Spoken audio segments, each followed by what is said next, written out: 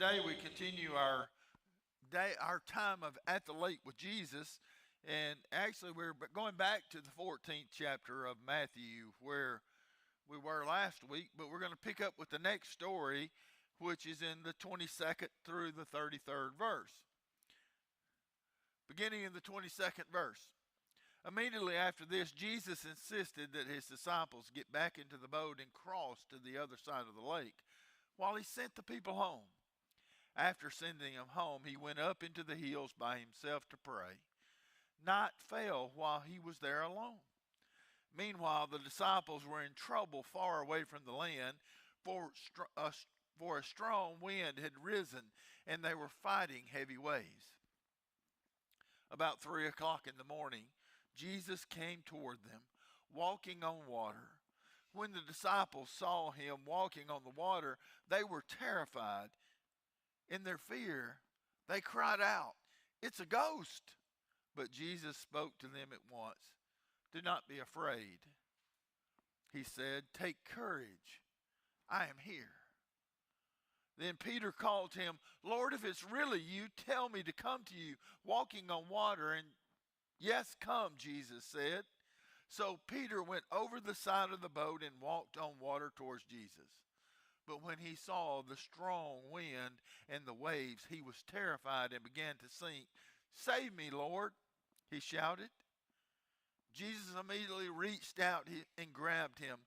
"You have so little faith," Jesus said. "Why do you doubt me?" When they climbed back into the boat, the wind stopped.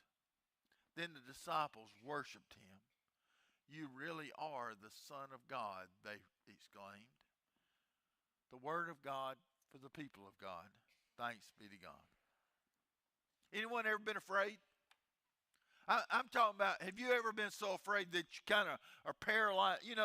Where you're so afraid the words kind of won't come out because they're stuck in your throat and you want to scream, but you can't?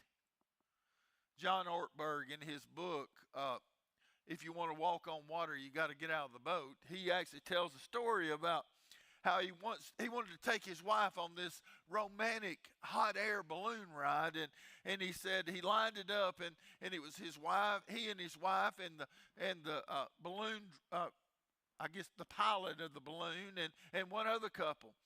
He said, you think about these baskets that you fly in the hot air balloons coming up to your waist, and he said, I was real comfortable with that, but he said the problem was this particular basket only came to your knees. He said, so I'm standing there thinking any little burst of wind and you could easily go over the side and out. He said, I stood there the whole time, white-knuckled, hanging onto the rope and just praying there wouldn't be a wind that would come along. And he said, and I thought it was bad for me. He said, my wife is scared of heights. He said she wouldn't let go of the side of the basket. She had a death grip on it, and she wouldn't look down. And so here we are in this. So he said, I decided I'd kind of break the ice and strike up a conversation with the young man flying the balloon. So I looked over at him and I said, well, how did you start flying a hot air balloon? He said, I knew I was in trouble right away. When he looked at me and said, well, dude, it's like this. He said, I was out with my brother riding around one day. We had a little bit too much to drink and crashed my truck. He said it badly injured my brother. He can't get around too well still to this day. But you know what, man? He loves to watch hot air balloons. And so I just decided that I would start flying a hot air balloon just to give my brother something to give him ease. John Ortberg said his wife looked at him in that moment and said, you mean to tell me we are 1,000 feet up in the air with an unemployed surfer who started flying a hot air balloon because he got drunk and crashed his pickup truck and injured his brother? See, I forgot to tell you one thing, because he told him, oh, and by the way, y'all be careful when we go back down because I've never flown this balloon before and I don't know how it will be on the descent. John Ortberg said the other couple had not spoken a word. And he said, finally, the wife of the other couple looked over at him and said, "You're a pastor. Do something religious." John Ortberg said, "So I did. I took him an offering."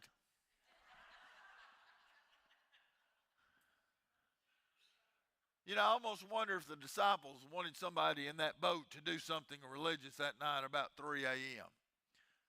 Yeah, I mean, they had been, have you thought about it? They'd been faithful. Jesus told them to get in the boat and go to the other side, and they were doing exactly what Jesus had told them to do. Yet they were caught in the middle of a storm. And evidently it was a storm that was beyond measure because, you know, a lot of these guys are professional fishermen. They had been in storms, but this one was evidently so bad that it had them all shook.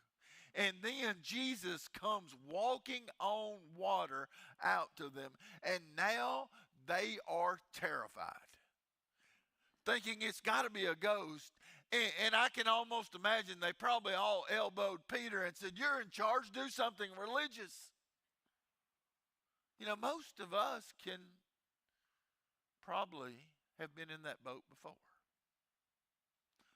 When the storm gets so bad that the waves and the wind are overwhelming us, we've cried out in fear, or that's only if we could get the words out, and we're praying and begging for someone, anyone, to do something religious. This morning I want us to look at this story because I think we can learn some valuable lessons when we look at this story of how we handle life in the middle of a storm. So if you'll turn to your outline, you can see on the first point. The first point is water walkers face their fears. I want you to put yourself in Peter's place for just a minute. You know, the wind's raging, the waves are kind of breaking over the edge of the boat, and Jesus comes walking up, and Peter says, "If it's really you, Lord, tell me to come to you," walking on water. Now, have you ever thought, Peter had to be terrified. And right in the middle of all of his terror, Jesus comes along, walking on water, and invites him out of the boat into an adventure of a lifetime. I've been thinking about the boat is where Peter's comfortable. The boat is his safety net. The boat is something he can trust. See, all of us have been in a boat. All of us have a boat. The question is, what is your boat? Is it your finances? Are you a lot like the rich young ruler?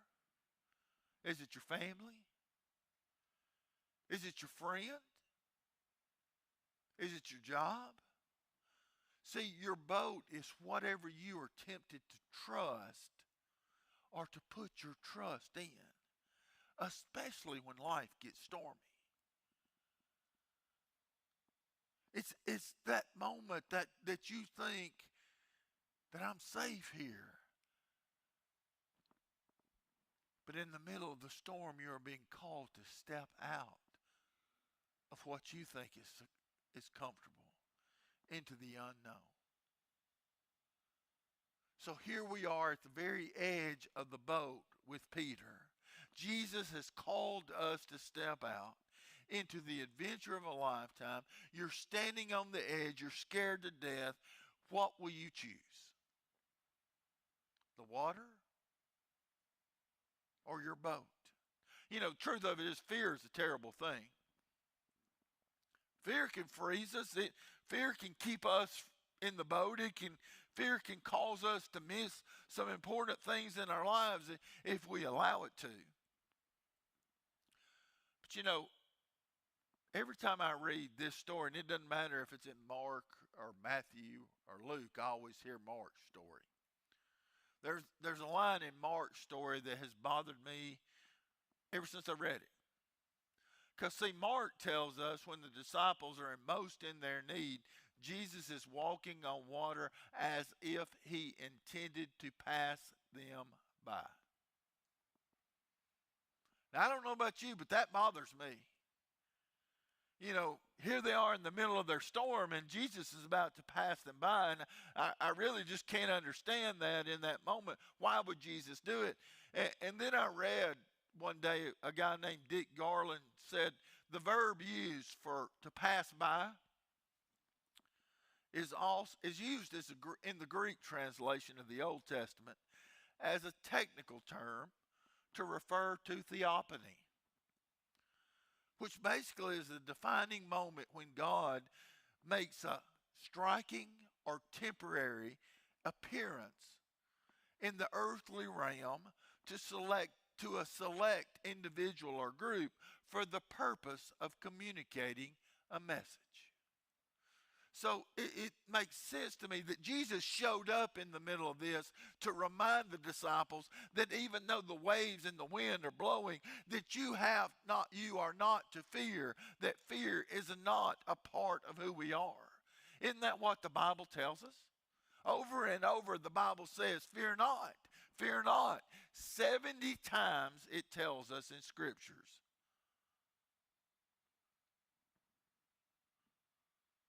See, God didn't send his son to give us a life of fear. He came to give us a life that trusts in him. And once we grasp that understanding, then and only then are we able to overcome or face our fears. It's almost like God comes to Peter in that moment and he whispers in his ears. And he says, Peter, quit magnifying your fears. I'm here. You are no longer powerless. I will give you the power you need to get through this. Just face your fears. And water walkers also exercise their faith. You know, I've always said there's not very little difference, probably just a hair's difference between faith and fear.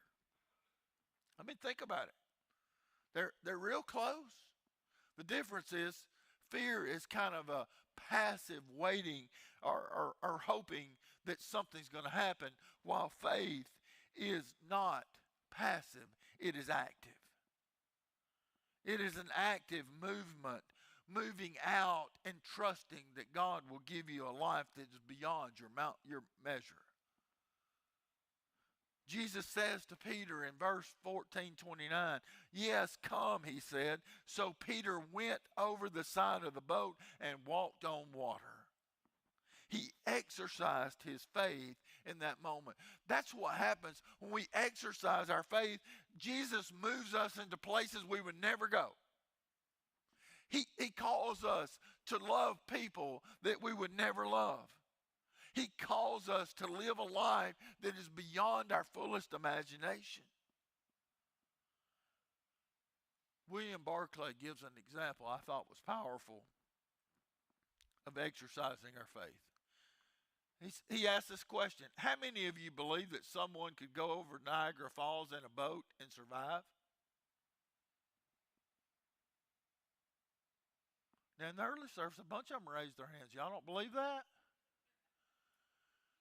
But the question of it is, how many of you would be willing to get in the boat and go over Niagara Falls and see if you survive? Do you hear the difference? The difference is found in the book, well, I'm going to have to look at the title, A Second Helping of Chicken Soup for the Soul. It's a little girl named Nikki. Nikki was in middle school, diagnosed with leukemia. And as they began the regimens of chemotherapy, Nikki lost her hair. So her parents had prepared for this moment, and they invested in her wig. I mean, this is a wig that looked real. And Nikki went into the 7th grade, middle school years, with a wig on, and all the other kids knew it, but they knew what was going on. But being typical middle schoolers, guess what they did? They would run up behind Nikki in the hall when everybody was out in the hall and jerk her wig off so that everybody would stare and laugh. No one would sit with her in the lunchroom. The lockers beside hers became vacant. You know, Nikki told Bill the hardest thing about cancer, about leukemia, was not the chemo. It was not being afraid if she would die or not. It was losing her friends and not knowing who her true friends were. It got so bad, Nikki's parents finally said, Nikki, listen, sweetie, we'll get you homeschooled. We'll take care of this. It's okay with us if you don't want to go back to school, and face it. The weekend Nikki was trying to decide whether she would go back to school or not, she read an article about a young middle schooler in Arkansas. He had gone to school carrying a Bible. And three bullies came up and started picking on him about making fun of him for carrying the Bible. And the little boy looked the biggest one in the eye and said, okay, you think you're so tough? You carry this all day and see how tough you are. Those three bullies became his best friend. So Nikki decided she would go to school.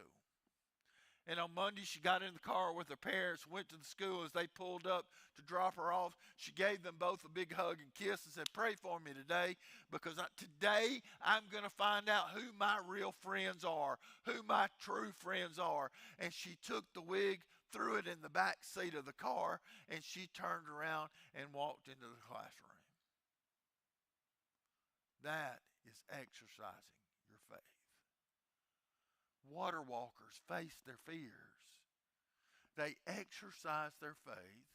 But water walkers also realize that they overcome their failures. Listen to Peter. Listen back to verse 30 and 31. But when he saw the strong wind, the waves, he was terrified and began to sink. Save me, Lord, he shouted. Jesus immediately reached out and grabbed him. You have so little faith, Jesus said. Why do you doubt me? You know, so many of us are stuck right in the middle of our storms. And we're so afraid to move, to take that step to get out of the storm, because we're afraid that we will fail, that we will fall flat on our face. But you know, failure is not a bad thing. I mean, think about it. That's what I love so much about Peter. This wasn't the first time Peter failed. And if you know the rest of the story, this is not the last time Peter will fail. You know, I love Peter because Peter failed, but guess what he did? Every time he failed, he got up, he dried himself off, and he moved forward again with Jesus right beside him. What a perfect example.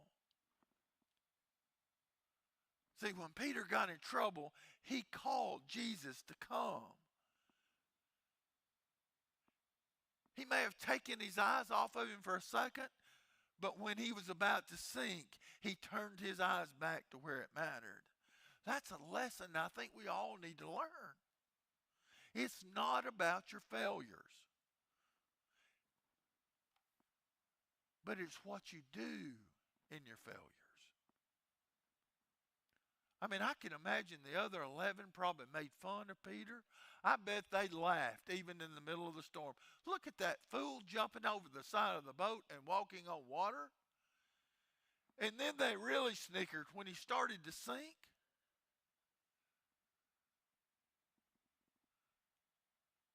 But you know, failures were not the end for Peter. Because failures are a wonderful thing, because those are times that can bring us closer to Jesus.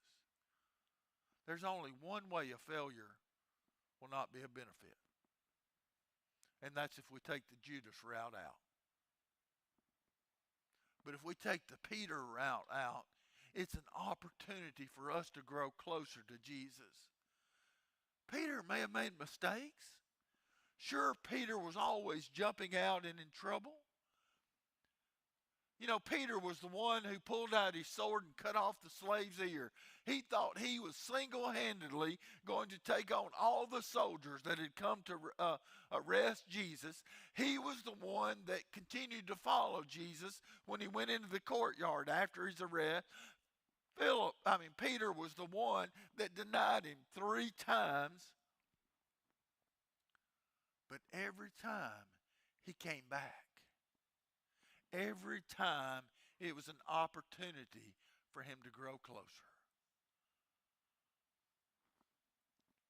But isn't that true? Anyone that has ever accomplished anything in life has faced failures. Michael Jordan actually once said, I've missed more than 9,000 shots in my career. I've lost almost 300 games. He said, on 26 occasions, I've been entrusted to take the game-winning shot, and I missed. I have failed repeatedly in my life, and that's exactly why I succeed. There was a small Italian town where there was a monastery up on the hill, and one of the monks one day was in town, and one of the peasants couldn't wait to ask the monk what those godly men did every day up there in the mountains so close to God. And when he asked him, the monk looked him in the eyes and said, what do we do every day? We fall down and we get up. We fall down and we get up. We fall down and we get up. Failure is not our ultimate enemy, any more than success is our ultimate goal. William Barclay said, a saint is not a person who never fails. A saint is a person who gets up and goes again every time they fail. And water walkers keep their eyes on Jesus.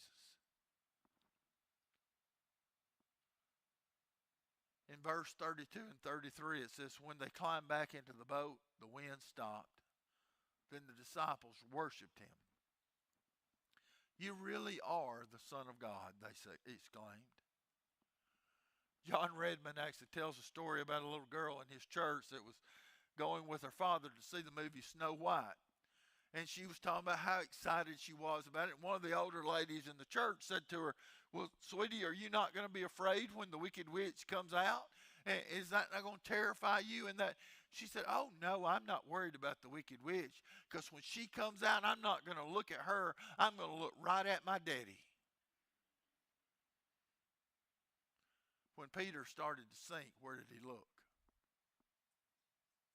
When Jesus got into the boat, the disciples no longer saw the wind and the waves. And I know it stopped, but it was in that moment they turned their eyes upon Jesus. Isn't that what worship's about? As a matter of fact, isn't that really what worship is? You wonder why every Sunday we start with saying, take a deep breath. Basically what we're saying to you is put aside all of those things that have pulled you away this week. Put aside your concerns, your worries, your anxiety, your fears, and turn your attention and fix your eyes upon Jesus. Because when we fix our eyes upon Jesus, life begins to look different. One of my favorite contemporary songs is titled The Heart of Worship. Listen to the chorus. I'm coming back to the heart of worship. And it's all about you. It's all about you, Jesus. I'm sorry, Lord, for the thing I've made it. When it's all about you, it's all about you, Jesus.